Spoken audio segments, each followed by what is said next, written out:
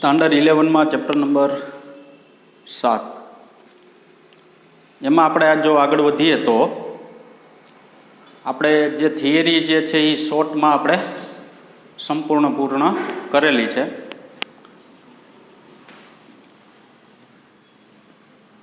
તો આગળ આપણે અલગ અલગ પ્રકારના MCQ થોડાક છે એ લઈ લઈ, પછી આવતા લેક્ચરમાં લીથાના જે MCQ છે તે આપણે લેશું, અમુક પ્રકારના ગણાવવા જેવા હશે તે.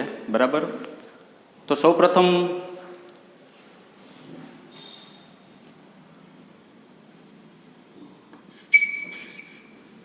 એક MCQ એવો લઈએ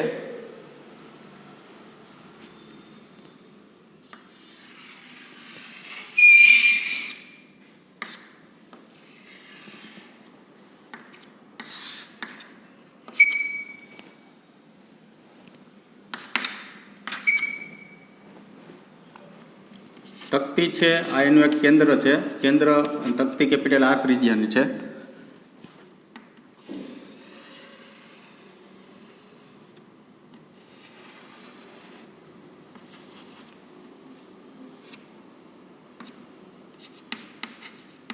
R/2 ત્રિજ્યાની તકતી એમાંથી કાઢી લેવામાં આવે. એક તકતી એવી છે એમાંથી R/2 ત્રિજ્યાની તકતી, પહેલાં તો ધારો કે આખી તકતી છે, આખી તકતી હોય ત્યારે એનું દ્રવ્યમાન કેન્દ્ર એના ભૌમિતિક કેન્દ્ર ઉપર આવે, એટલે અહીંયા હશે. હવે શું કીધું? આ તકતી આટલી કાઢી લેવામાં આવે. તકતી તમે ક્યાંથી કાઢો છો? તો કે X અક્ષ ઉપરથી કાઢો છો. જુઓ, મેં તમને આગળ એક વિધાન એવું કીધું હતું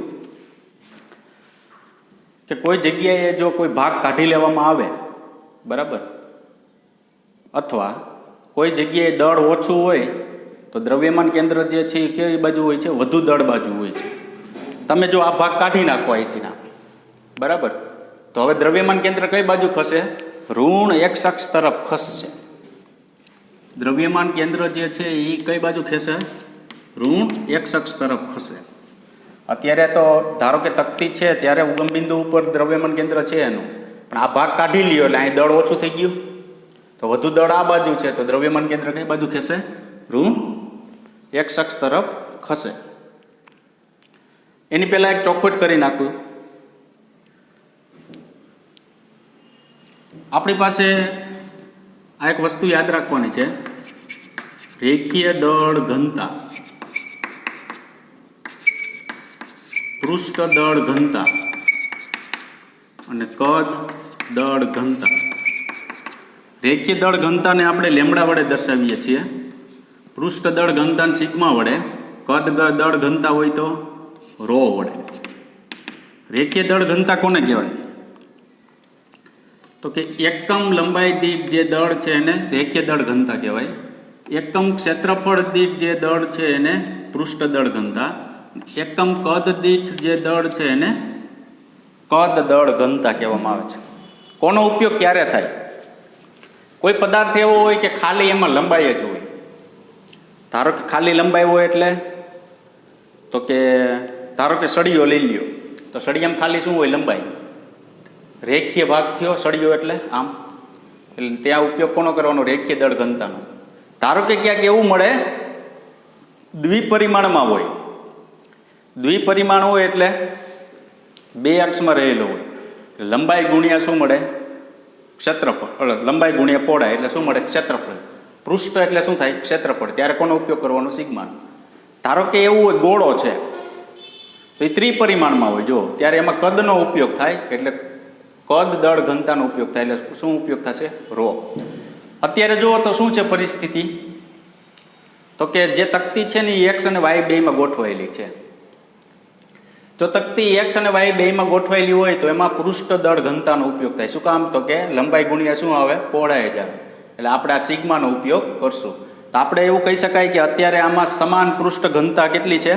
સિગ્મા જેટલી છે. બરાબર. તો સમાન પૃષ્ઠ ઘનતા રો તથા કેપિટલ R ત્રિજ્યાવાળી અત્યંત પાતળી તકતીનું દળ સમાન પૃષ્ઠ ઘનતા રો તથા કેપિટલ R ત્રિજ્યાની અત્યંત પાતળી તકતીનું દળ, એને આપણે કેપિટલ શું કહેશું? એમ કહેશું. કેટલું મળશે? Rho into pi R square. હવે પ્રશ્ન એ થાય કે આ એવું ક્યાંથી rho into pi R square? અહીંથી ને એવું, સોરી,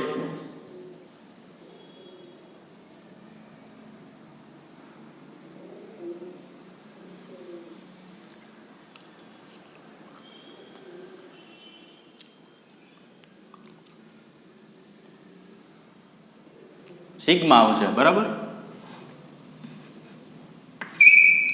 હવે આપણે એમ થાય કે એવું ક્યાંથી આ? તો જો જે સિગ્માન કરતા કરો એટલે દળના છેદમાં ક્ષેત્રફળ થયું કે નહીં, તો સિગ્મા બરાબર દળ કેપિટલ એમ છે અહીંયા લીધું આપણે, બરાબર. દળ કેટલું લીધું? Capital M. ક્ષેત્રફળ શું થાય એનું આડછેદનું? તો કે એનું ક્ષેત્રફળ તકતીનું પાઈ આર સ્ક્વેર થાય. તો હવે આ એ અહીંયા ગુણી દો એટલે એમ બરાબર સિગ્મા ઇન્ટુ એ થઈ ગયું. સિગ્મા ઇન્ટુ એ એટલે શું લખ્યું? પાઈ આર સ્ક્વેર લખ્યું. હવે આગળ જઈએ. r/2 ત્રિજ્યાની તકતીનું દળ, એને આપણે કહેશું સ્મોલ m1, સ્મોલ m1 કહેશું. તો એ કેટલું થાય? તો કે સિગ્મા પાઈ r/2 નો સ્ક્વેર. તો sigma pi R square by શું થાય? 4. કારણ કે તમારે જો શું કરવાનું, તમને ખબર છે કે આખું દળ કેપિટલ એમ હોય એમાંથી m1 દળ કાઢી લ્યો એટલે બાકી રહેલો ભાગ જે છે એનું દ્રવ્યમાન કેન્દ્રમાં આપને પ્રાપ્ત થશે. કારણ કે આપણે એવું કીધું કે આ ભાગ કાઢી લેવાનો, તો એ ભાગ કાઢવો હોય તો શું કરવું પડે? તો કે કુલ દળ એટલું છે તકતીનું, આખી તકતીનું, એમાંથી નાની તકતીનું દળ તમે શું કરી દો? બાદ કરી દો. તો આપણે અહીં રહે બાકી રહેલ તકતીનું દળ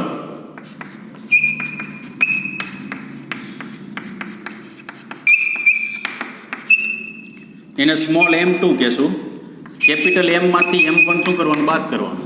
તો આપણી પાસે સિગ્મા પાઈ આર સ્ક્વેર છે minus sigma pi R square by શું લખવાનું? 4. તો અહીં શું થઈ જાય? 3 sigma pi R square by 4 એટલું થશે, બરાબર. આ ખાલી દળની વાત કરી. હવે યામની વાત કરી.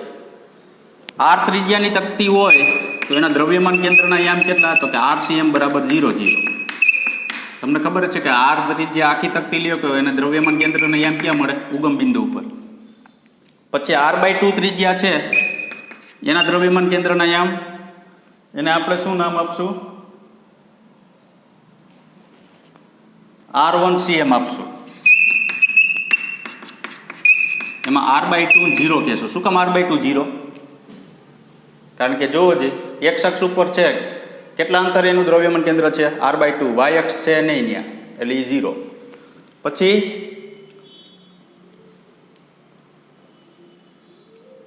બાકી રહેલ તકતીના દ્રવ્યમાન કેન્દ્રના યામ, જેને આપણે શું કહેશું? R2CM.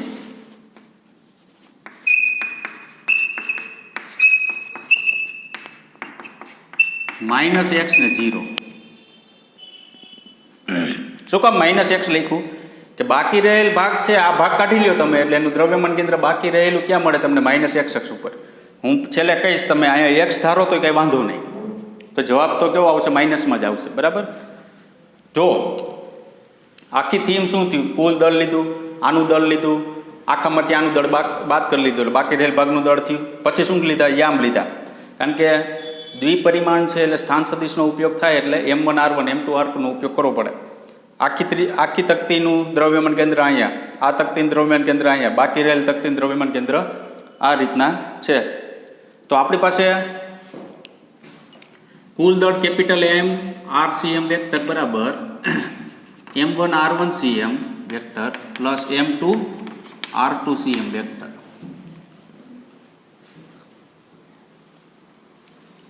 હવે જોવો જી અહીંયા m આ 0 0 m1 તમારે m1 જે છે એ કેટલું છે? Sigma pi R square. આપણે અત્યારે કિંમત નથી મૂકતા, m1 એમ નમ રાખીએ. r/2 0 m2 minus x 0. શું કર્યું? એમ છે M1 છે ને M2, કારણ કે આ કિંમત મૂકેલ મોટું સ્ટેપ થાય એ પછી છેલ્લે મૂકી દેશું. એમ મૂકી દીધા. એમ મૂકી દો એટલે થાય શું તો કે આ બની ગયું 0. અહીંયા વધ્યું શું તો કે M1R1/2 આની સાથે ગુણેલ 0 પ્લસ માઇનસ M2 શું વધ્યું x. બરાબર. તો હવે શું થશે? M2x બરાબર M1R1/2 એમાં x ને કરતા કરી દો M1/M2 R/2. ચાલો M1 છે આપણી પાસે સિગ્મા પાઈ r²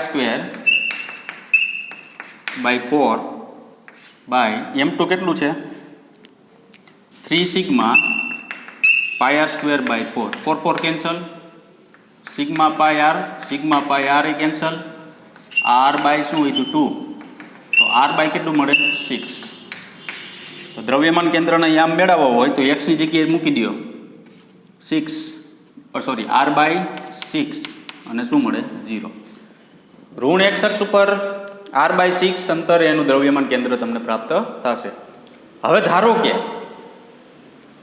તમને એ નથી ખબર કે x અક્ષમાં ઋણ x અક્ષ ઉપર દ્રવ્યમાન કેન્દ્ર આવે તો તમે આ ખાલી x ધારી લ્યો.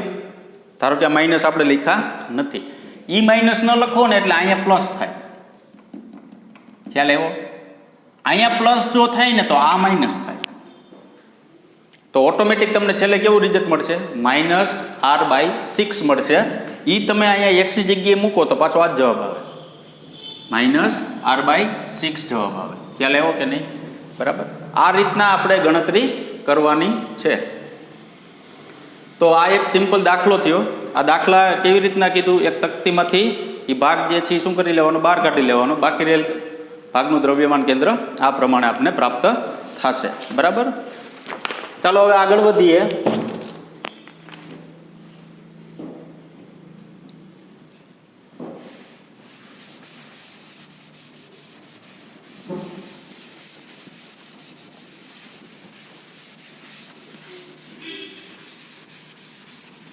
હવે દાખલાઓ જે છે એ આપણે ક્યાંક નોટબુકની અંદર લખતા જાજો.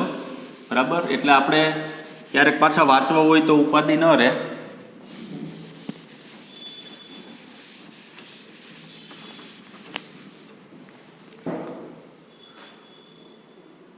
હવે જો એક સળિયો છે, આ y અક્ષ છે, ધારો કે આ x અક્ષ છે.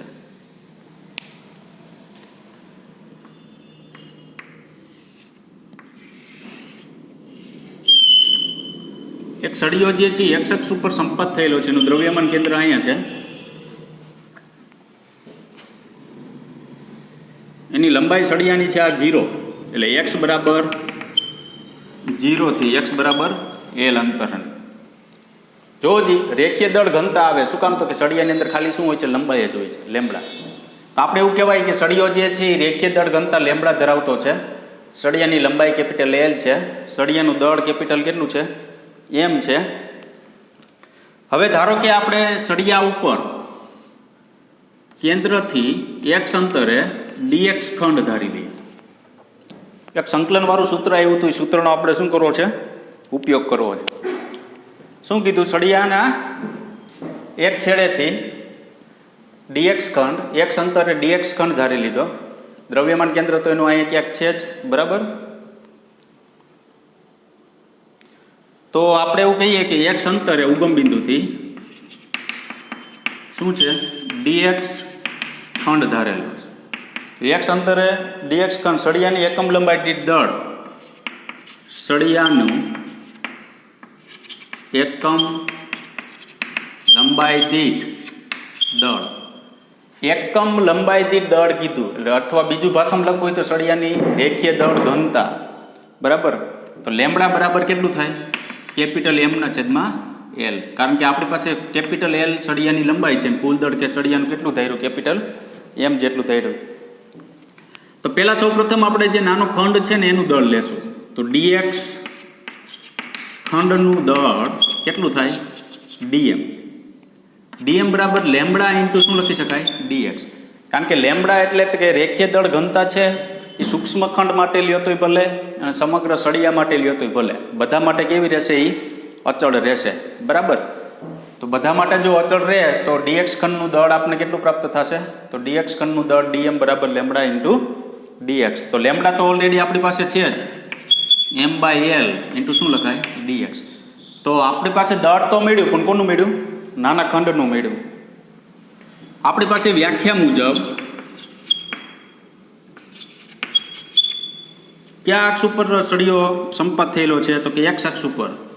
એટલે દ્રવ્યમાન કેન્દ્ર આપણે એક્સ અક્ષ પર મળે એટલે XCM બરાબર 1/M integration x into DM. આવું હતું, ખબર હોય તો. ખ્યાલ છે તમને? બરાબર. 1/M ઇન્ટિગ્રેશન x ઇન્ટુ શું હતું? ડીએમ. હવે આગળ જઈએ તો 1/M ઇન્ટિગ્રેશન 0 થી ક્યાં સુધી? L સુધી જેટલા આપણી પાસે ખંડ આવે છે એ દરેકનું દ્રવ્યમાન કેન્દ્ર લેતા જાઓ અને છેલ્લે સરેરાશ એટલે કે સરવાળો 0 થી L સુધીનો મળે. x ડીએમ એટલે કેટલું મળે? m/l into dx. આ સૂત્ર જ્યારે આપણે લખ્યું ત્યારે એક પ્રશ્ન એવો ઉદ્ભવતો હતો કે અહીંયા ડીએમ છે ને અહીંયા એક્સ છે, આ દળ છે ને આ અંતર છે, તો દળ પ્રત્યે અંતરનું ક્યારેય સંકલન ન થાય. તો શું કામ આવું લીધેલું હશે? પણ જ્યારે તમે રેખીય પૃષ્ઠને કદ ઘનતા, દળ ઘનતા, કદ ઘનતા ને એનો ઉપયોગ કરો જ્યારે તમે, ત્યારે તેની અંદર જે દળ લ્યો છો ને એની અંદર અંતર સંકળાયેલું છે. જુઓ, એટલે દળની જગ્યાએ તમે જ્યારે કિંમત મૂકો ને ત્યારે ઓટોમેટિક ડીએક્સ વાળું સ્ટેપ આવી જશે. તો અહીં દળ કેન્સલ થઈ ગયું, 1 શું વધ્યું? L. તો ઇન્ટિગ્રેશન 0 થી શું લખાય? L x into DX. તો 1/L x²/2 0 થી શું લખાય? L. કિંમત મૂકો તો L²/2L, એક L કેન્સલ, L/2. એક સળિયો કોઈ એક્સ અક્ષ ઉપર સંપાત થયેલો છે ત્યારે એનું દ્રવ્યમાન કેન્દ્ર જે છે જો રેખીય દળ ઘનતા એટલે કે નિયમિત સમિતિ ધરાવતો હોય કે વચ્ચે ગેપ ન હોવો જોઈએ. ધારો કે અહીંયા કંઈક અહીંયા ફાંડું હોય મોટું, તો દ્રવ્યમાન કેન્દ્ર એક્ઝેક્ટ વચ્ચે ન મળે, વધુ દળ બાજુ ખસી જશે. તો જુઓ જે આનું દ્રવ્યમાન કેન્દ્ર કેટલા અંતરે મળે? L/2. કારણ કે ટોટલ લંબાઈ L છે, તો આ કેટલા અંતર મળે? L/2. કોક એમ કે મારે 2L લેવું છે, તો અહીંયા જવાબ કેટલો આવશે? L જવાબ આવશે, બરાબર. તો દ્રવ્યમાન કેન્દ્ર જે છે એ કેટલા વિસ્તારની અંદર આપણે પ્રાપ્ત થશે? L/2 અંતરે પ્રાપ્ત થશે, બરાબર. આગળ જઈએ, આના જેવો જ છે બીજો પ્રશ્ન. શું છે જોજો? નિયમિત પાતળા સળિયાની તેના કેન્દ્રમાંથી પસાર થતી તથા તેના લંબાઈને લંબ અક્ષને અનુલક્ષીને જડત્વની ચાક માત્રા. બરાબર. એક સળિયો છે,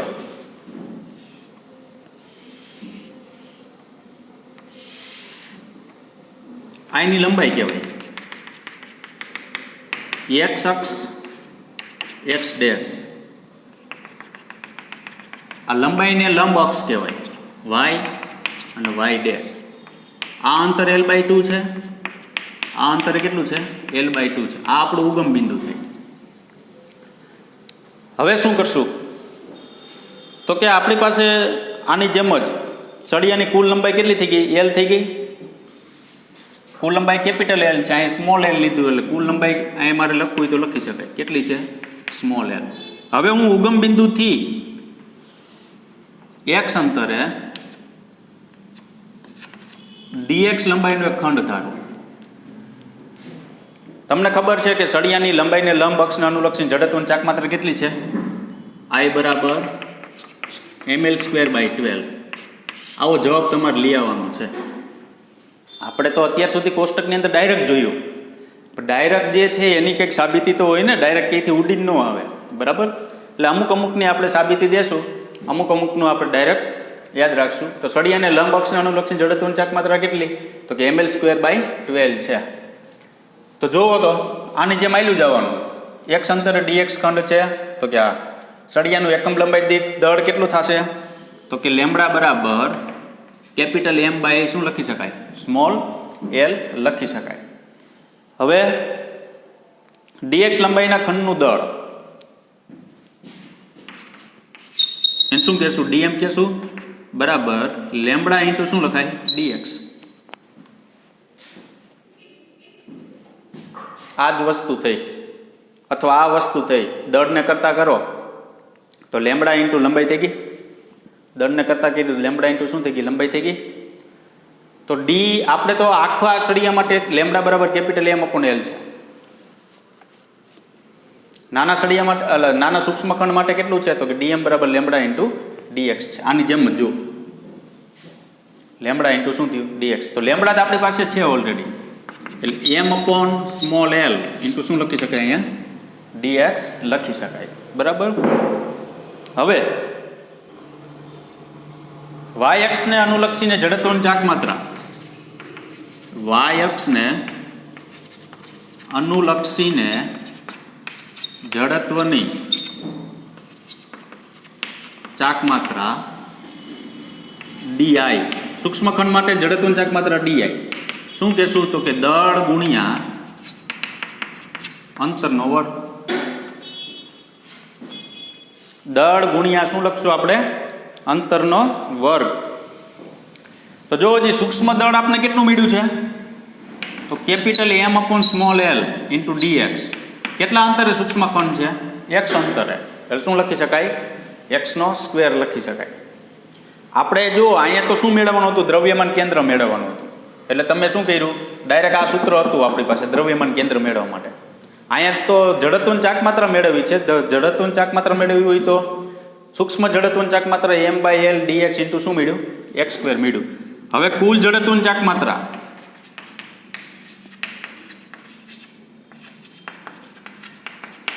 તો કેપિટલ I બરાબર શું થાય? Integration di. કે જો કોઈ એક ખંડ માટે y અક્ષને અનુલક્ષીને જડત્વની ચાક માત્રા એટલી મળતી હોય, આપણે સમજો બરાબર, કોઈ એક ખંડ માટે y અક્ષને અનુલક્ષીને જડત્વની ચાક માત્રા જો એટલી મળતી હોય તો આખા સમગ્ર સળિયાને લીધે જડત્વની ચાક માત્રા કેટલી થશે? તો જડત્વની ચાક માત્રા કેટલી થશે? તો કે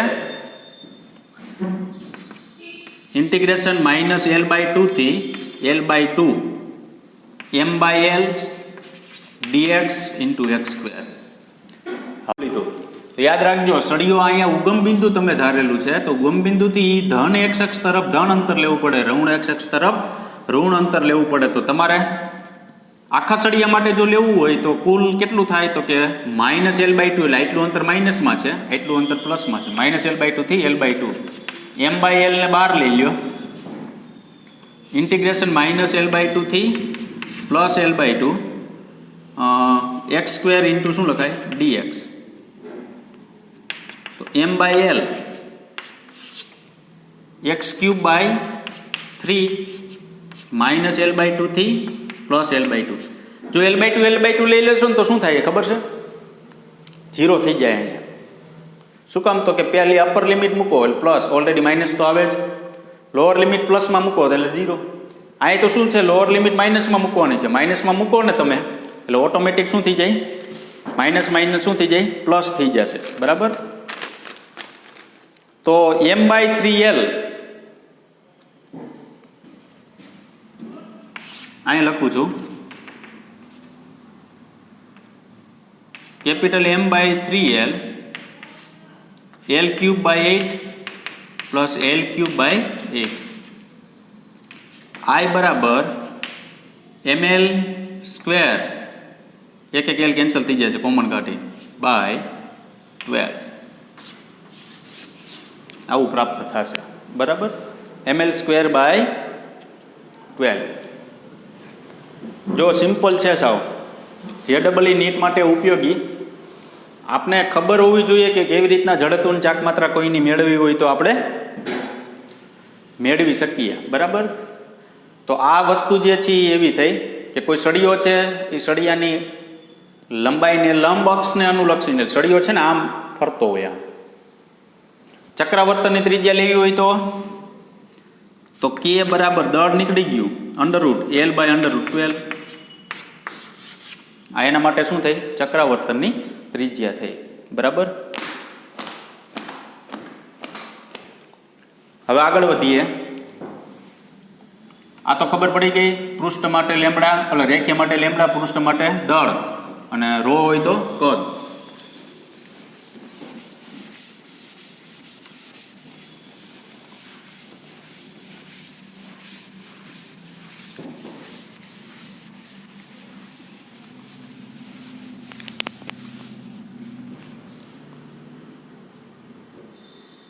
ચાલો આગળ જઈએ. સળિયાના છેડામાંથી પસાર થતી અક્ષને અનુલક્ષીને જડત્વની ચાકમાત્રા અને ચક્રાવર્તનની ત્રિજ્યા શોધો. નવું એવું કંઈક જુઓ. આ સળિયો છે,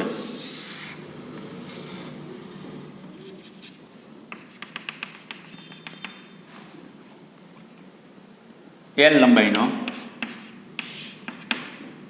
આ અંતર કેટલું છે? L/2. અહીંનું દ્રવ્યમાન કેન્દ્ર છે. અહીં D બરાબર L/2. આ અક્ષને અનુલક્ષીને જડત્વની શું મેળવવાની છે? ચાકમાત્રા. આ વસ્તુ શું હતી ખબર છે? સળિયો જો વચ્ચે આમ અક્ષ હતી ને સળિયો આમ ફરતો હતો. હવે સળિયાના છેડામાંથી અક્ષ પસાર થઈને સળિયો આમ ફરવો જોઈએ, આખો આમ. બરાબર? એ અક્ષને અનુલક્ષીને જડત્વની ચાકમાત્રા મેળવવાની છે. તો કેન્દ્રમાંથી પસાર થતી અક્ષને અનુલક્ષીને આ IC, આને શું કહેવાય? I. તો આપણે ખબર છે કેન્દ્રમાંથી પસાર થતી અક્ષને અનુલક્ષીને એટલે IC બરાબર ml² શું લખાય? 12. જે તમે અહીંયા પસંદ કરી લીધી, મેળવી લીધી જડત્વની ચાકમાત્રા. બે અક્ષ કેવી છે? સમાંતર છે. તો અહીં સમાંતર અક્ષના પ્રમેયનો ઉપયોગ કરવાનો થશે. સમાંતર અક્ષના પ્રમેયનો ઉપયોગ કરવો એટલે શું કહેવાય? તો કે કોઈ પદાર્થના કેન્દ્રમાંથી પસાર થતી અક્ષને અનુલક્ષીને જડત્વની ચાકમાત્રા IC, પદાર્થનું કુલ દળ M, પદાર્થની બે સમાંતર અક્ષ વચ્ચેનું અંતર D, એનો વર્ગ, એનો ગુણાકાર, એનો સરવાળો બરાબર કુલ ચાકમાત્રા હોય છે. એટલે I બરાબર IC પ્લસ શું લખ્યું? MD². I બરાબર IC પ્લસ શું લખ્યું? MD². તો IC કેટલું જોવો જી? ml²/12 plus M. અહીં D કેટલું? L²/4. 12 ચોખ્ખું 48, ઉપર થાય 16, 16 તેરી 48, ml²/3 I. તો યાદ રાખજો ખાસ મિત્રો, સળિયાની જે અક્ષ છે અથવા સળિયાની જે લંબાઈ છે તેને લંબ અક્ષને અનુલક્ષીને જડત્વની ચાકમાત્રા ml²/12 છે. સળિયાની કોઈ એક બાજુમાંથી પસાર થતી અક્ષને અનુલક્ષીને જડત્વની ચાકમાત્રા કેટલી છે? ml²/3 છે. આની ચક્રાવર્તનની ત્રિજ્યા કેટલી થાય? K બરાબર એમ કાઢી નાખો L/√3.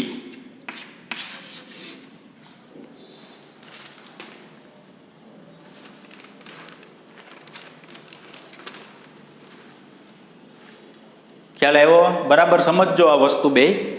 એક સળિયો જે છે એ કેવો છે? જો આવી રીતના છે, આ લંબાઈ કહેવાય, એની લંબ અક્ષ આમ થાય, એક્ઝેક્ટ મધ્યમાંથી પસાર થતી. જો આ અક્ષને અનુલક્ષીને જડત્વની ચાકમાત્રા, કારણ કે જડત્વની ચાકમાત્રા અક્ષ ઉપર આધારિત છે અને દ્રવ્યના વિતરણ ઉપર આધારિત છે, એવું આગળ કીધું હતું. અક્ષ ફરે એટલે જડત્વની ચાકમાત્રા ફરી જાય. આમ વચ્ચે એક્ઝેક્ટ અક્ષ હોય ત્યારે ml²/12 નો ઉપયોગ કરવાનો. ત્યારે પદાર્થ જો આમ ફરતો હોય આમ, પરંતુ સળિયાની કોઈ એક બાજુમાંથી અક્ષ પસાર થતી હોય ત્યારે સળિયો આખો આમ ફરે આમ. બરાબર? ત્યારે ml²/3 અને અહીંયા ml² શું આવશે? 12 આવશે. આ વસ્તુ ખાસ યાદ રાખજો મિત્રો, આમાં કોઈ પણ પ્રકારની ભૂલ થવી જોઈએ નહીં. બરાબર? સળિયાના કેન્દ્રમાંથી પસાર થતી અક્ષ અને સળિયાના કોઈ છેડામાંથી પસાર થતી અક્ષને અનુલક્ષીને જડત્વની ચાકમાત્રા.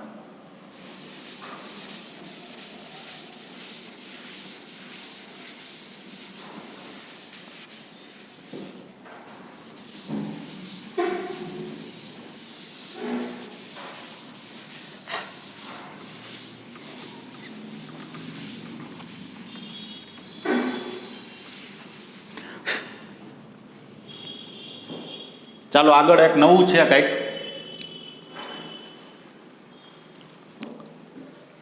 નિયમિત વર્તુળાકાર તકતીની તેના ભૌમિતિક કેન્દ્રમાંથી પસાર થતી અને તેના સમતલને લંબ અક્ષને અનુલક્ષીને જડત્વની ચાકમાત્રા અને ચક્રાવર્તનની ત્રિજ્યા મેળવો. આગળ આવી જ ગયું છે જો, કોઈ તકતી હોય એના સમતલને લંબ અક્ષ અને અનુલક્ષની જડત્વનું ચાકમાત્ર ml²/2 સોરી mr²/2 બરાબર. પણ આપણે સાબિત કરવું છે, તો સાબિત કરવા માટે શું કરશું તો કે ધારો કે આપણી પાસે કોઈ ઝેડ અક્ષને અનુલક્ષીને તકતી છે એ ભ્રમણ કરે છે. આ તકતી, આ ઝેડ અક્ષ, આ ઝેડ ડેશ, આ તકતીની ત્રિજ્યા જે છે આપણી પાસે ધારો કે કેપિટલ આર જેટલી તકતીની ત્રિજ્યા છે. હવે શું કરશું, તમને ખબર છે જુઓ, તકતી છે ને એ અસંખ્ય રીંગોની બનેલી હોય. આ બધી રીંગો આમ ભેગી કરો તમે, આમ નાની નાની નાની નાની અસંખ્ય રીંગો, એટલે એક શું થઈ જાય, તકતી તૈયાર થાય. એટલે આપણે ડીએક્સ જાડાઈની એક રીંગ ધારશું, બરાબર.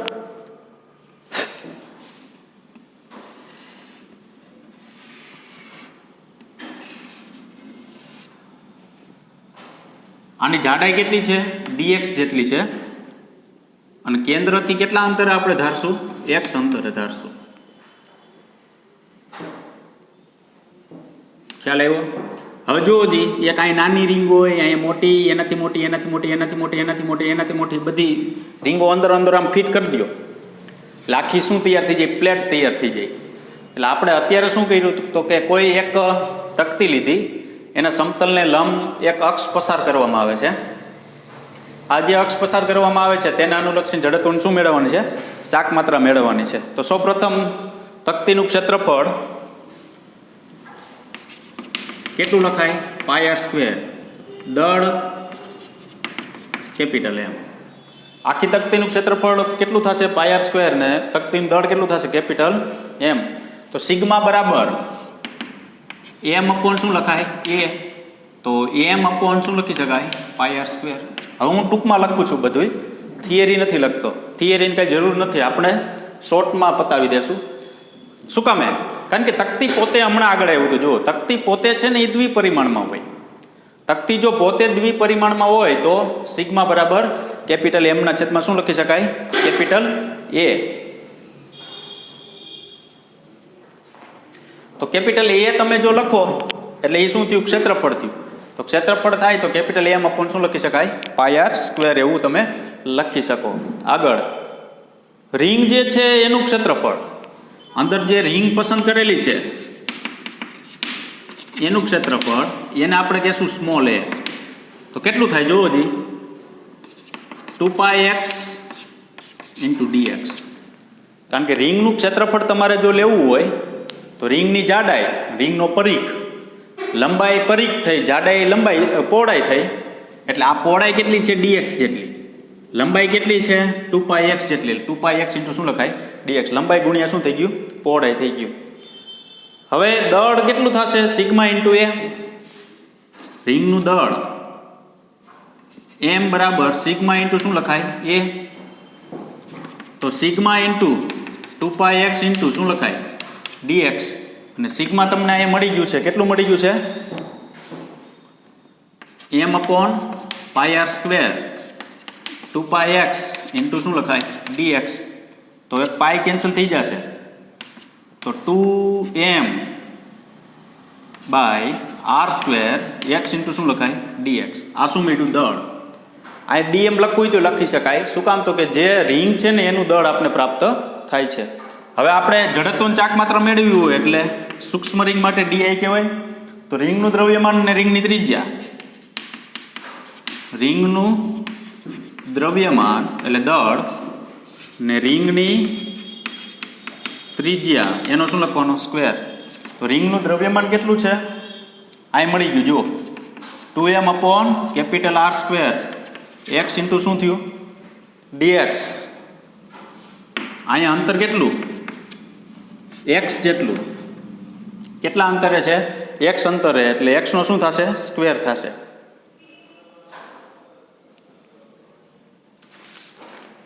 ચાલો, કુલ જડત્વની ચાકમાત્રા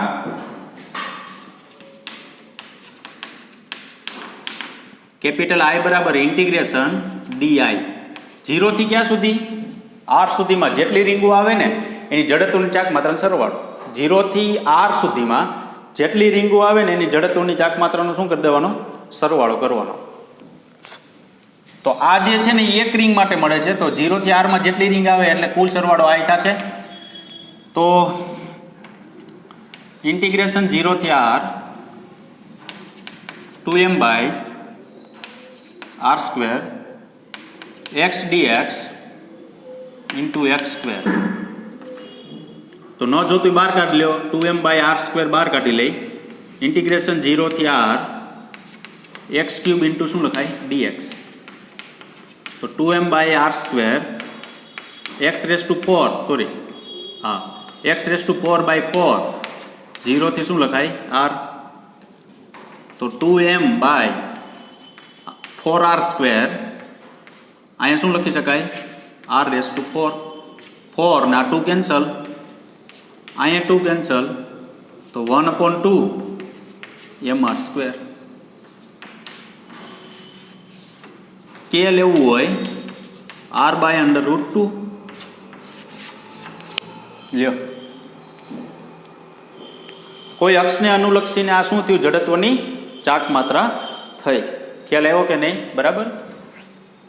કોઈ અક્ષને અનુલક્ષીને તો ખરા જ, પણ જે તમારી પાસે તકતી છે એના સમતલને કેવું લંબ અક્ષને અનુલક્ષીને જડત્વની ચાક માત્રા. જે તકતી પસંદ કરેલી છે એ તકતીના સમતલને લંબ અક્ષને અનુલક્ષીને જડત્વની ચાક માત્રા. આગળ જઈએ.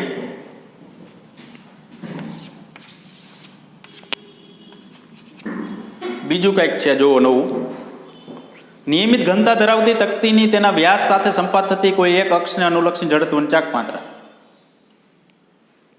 વ્યાસ સાથે સંપાત થતી અક્ષને અનુલક્ષીને જડત્વની ચાક માત્રા. ધારો કે આ તકતી છે, આ છે z,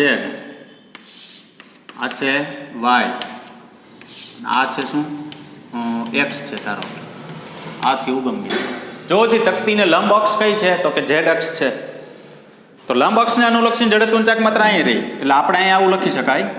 શું લખાય તો કે iz ઇક્વલ ટુ mr સ્ક્વેર બાય શું લખાય 2.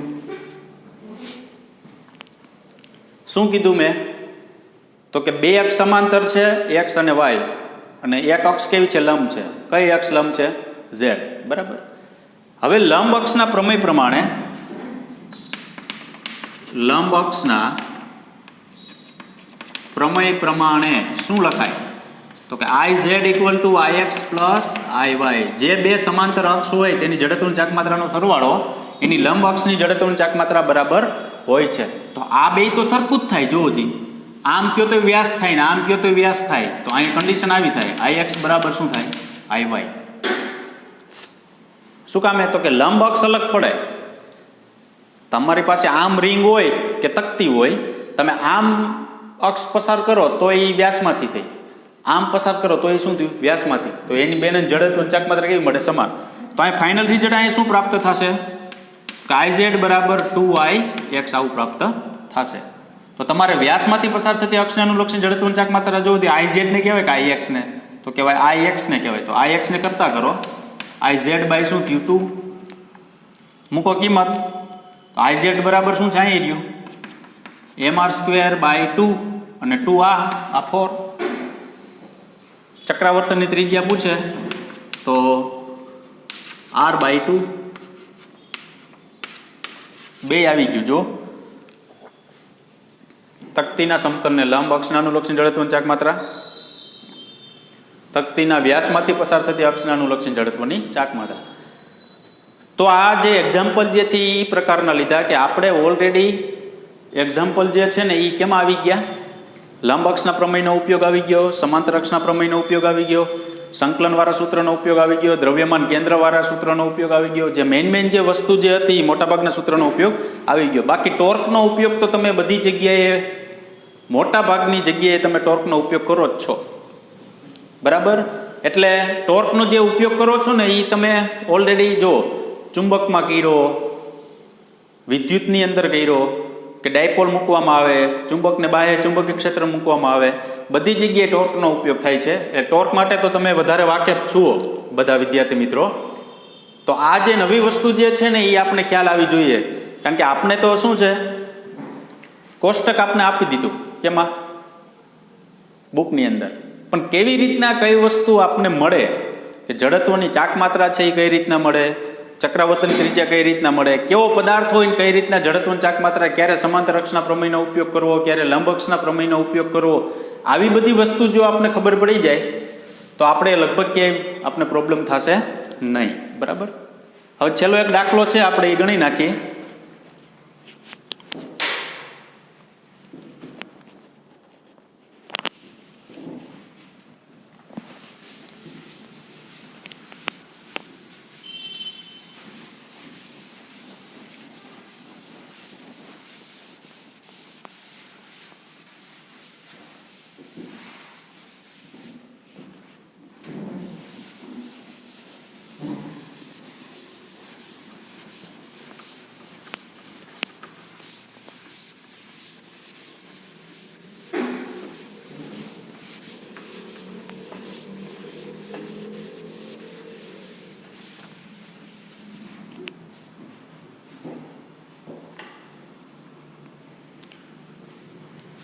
ચાલો, શું કહેવા માગે છે રકમ?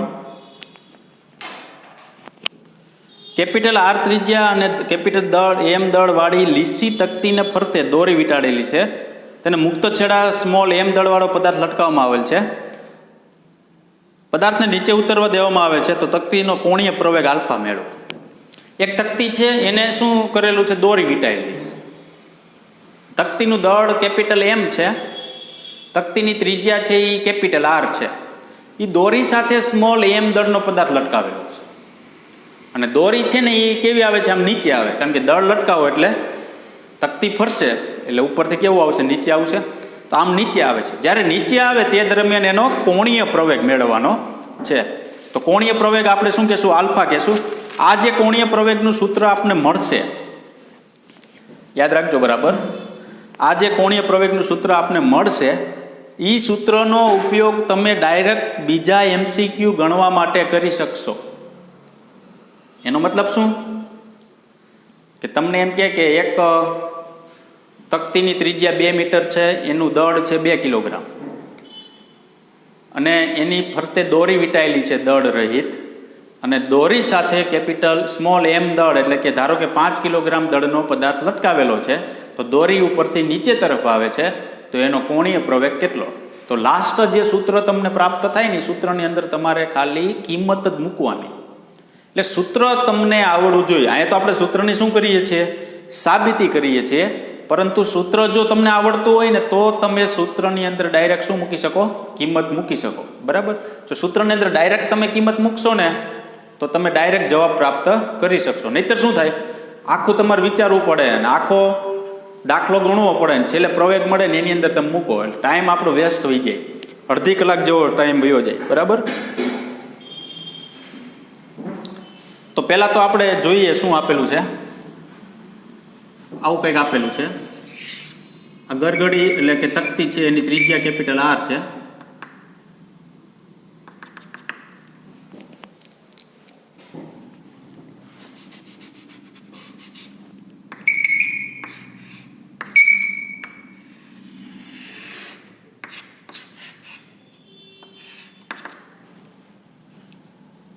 આનું દળ કેપિટલ એમ છે, આનું દળ સ્મોલ એમ છે.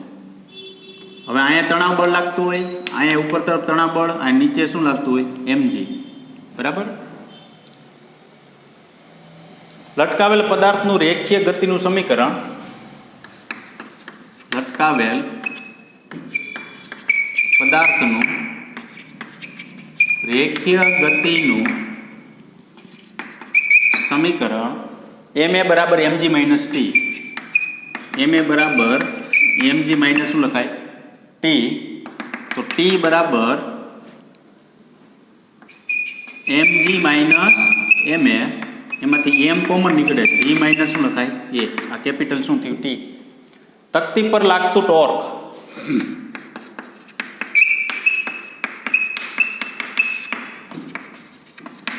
તકતી ઉપર લાગતો ટોર્ક કેટલું? તો કે ટાઉ બરાબર આર ટી જેટલું. આ અંતર થયું, આ બળ થયું, કારણ કે ટોર્ક લાગશે એટલે તો જ આમ ફરશે ને. બરાબર. તો બળ ગુણ્યા અંતર, લંબ અંતર જ છે એટલે ટાઉ બરાબર આર ટી. ટાઉ બરાબર આપણે આઈ આલ્ફા લખી શકાય, R T. I alpha, F બરાબર એમ એટલે એ, આલ્ફા એટલે સ્મોલ એ, બરાબર. તો કે સોરી, દળની જગ્યાએ ચાક માત્રા અને પ્રવેગની જગ્યાએ શું લખાય? આલ્ફા. પ્રવેગવાળું સૂત્ર બનાવવું પડશે.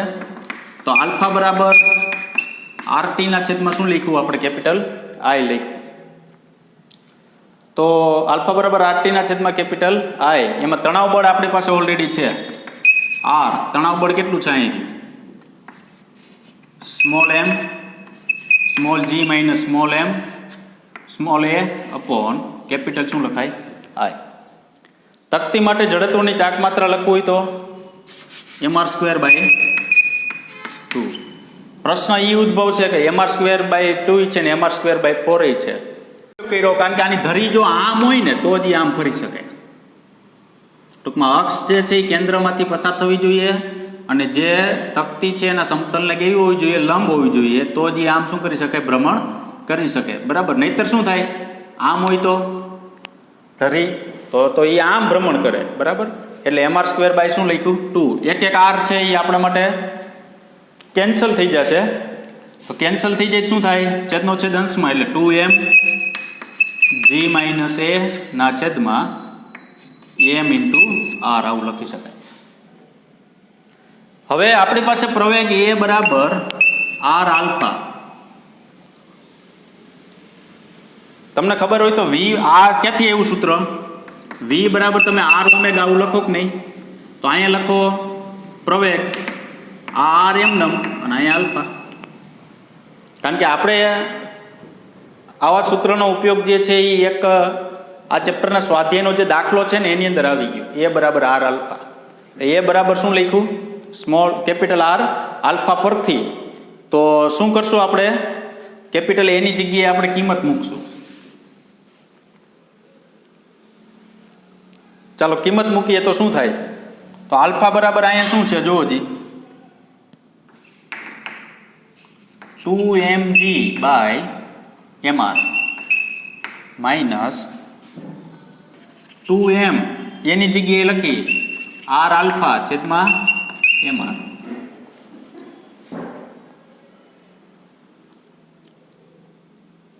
બરાબર.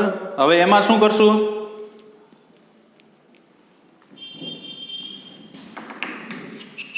ટુ mg/mr ઇક્વલ ટુ, આને આ સાઈડ લઈ લે, આલ્ફા પ્લસ 2mr આલ્ફા છેદમાં શું લખાય? mr. એમાં આલ્ફા કોમન નીકળે જુઓ, તો 1 પ્લસ 2mr ના છેદમાં આર કાઢી જ નાખી,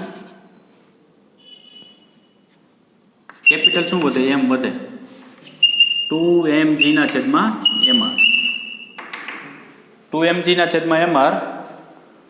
2m બાય કેપિટલ શું વધે? m. આલ્ફાને કરતા કરો તો 2mg/mr 1 plus 2m by capital m.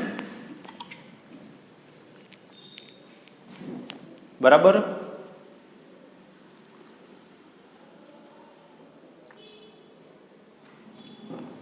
અંદર ગુણો તો 2mg અંદર ગુણો એટલે mr પ્લસ પાછું અંદર ગુણો, એક m કેન્સલ થઈ જાય, 2 સ્મોલ m કેપિટલ R.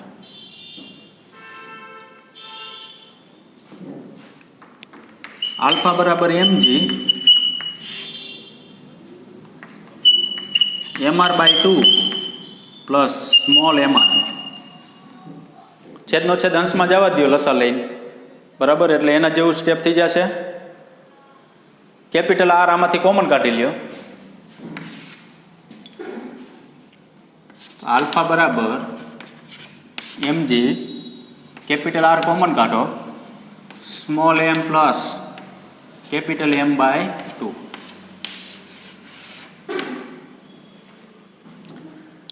જો હવે તમને આ વસ્તુ લાંબી પ્રોસેસ થઈ, બરાબર. એ પ્રોસેસ સાબિતીની જાહેરાત આપણે કંઈ લેવા દેવા છે નહીં, પણ સાબિતી તો આમ દર્શાવી કે આ સૂત્ર જે છે ને એ આપણે આવડવું જોઈએ. ખાસ તો આ જે સૂત્ર છે ને એ સૂત્ર આપણે આવડવું જોઈએ. હવે તમને એમ કે દોરી સાથે ધારો કે આપણી પાસે કોઈ એક કેપિટલ આર ત્રિજ્યાની તકતી છે એ 1 મીટરની છે, 1 મીટર ત્રિજ્યાની તકતી છે.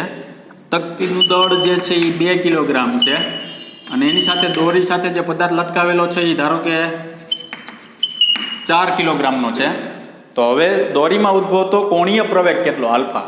તો સ્મોલ m બરાબર 4, g એટલે 9.8, કેપિટલ આર એટલે 1, સ્મોલ m એટલે પાછું 4, કેપિટલ m એટલે આલ્ફા બરાબર કિંમત મૂકો તમે તો સ્મોલ m જે છે એ 4 કિલોગ્રામ છે, g એટલે અહીં 10 લખ નાખી બરાબર. તો કેપિટલ આર જે છે આપણી પાસે 1 છે, સ્મોલ m પાછું 4 છે, પ્લસ કેપિટલ m કેટલું છે 2 છે અને આ છેદમાં 2, આ 2 એટલે ટોટલ અહીંયા 5 થઈ જાય. ઉપર થશે 40, ઉપર કેટલા થશે 40 છેદમાં આ કેન્સલ થઈ જાય એટલે 1 વધે એટલે વધે અહીંયા કેટલું 5, 8 પંચા 40.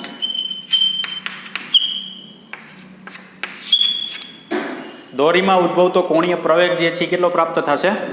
8 રેડિયન પર સેકન્ડ જેટલો પ્રાપ્ત થશે. 8 રેડિયન પર સેકન્ડ સ્ક્વેર જેટલો પ્રાપ્ત થશે. એટલે આ કહેવાનો મતલબ એ છે કે આ જે આલ્ફાનું સૂત્ર છે ને એ આપણે યાદ રહેવું જોઈએ. પાછું સ્મોલ m કેપિટલ એમમાં ફેર ન પડવો જોઈએ. સ્મોલ m જે છે ને એ દોરી સાથે લટકાવેલું દળ છે અને કેપિટલ m છે ને એ તકતીનું દળ છે. એટલે તકતીનું એટલે દળ એટલે આટલાનું દળ છે એ, દોરી સાથે આ જે લટકાવેલું દળ છે ને એ કોણ છે? સ્મોલ m છે બરાબર. તો અહીંયા સુધી આપણે રાખીશું. હવે આવતા લેક્ચરની અંદર તમને જે લીથો જે આપેલો છે પીડીએફની અંદર એમસીક્યુ માટે, એમાં અગત્યના જે એમસીક્યુ જે છે ગણાવવા જેવા તે ગણાવશું. બાકી આપણે સેલ્ફમાં જેટલા એમસીક્યુ તમે ગણશો એટલો તમને ફાયદો થશે. નીટ હોય તે JEE હોય બરાબર. Thank you very much.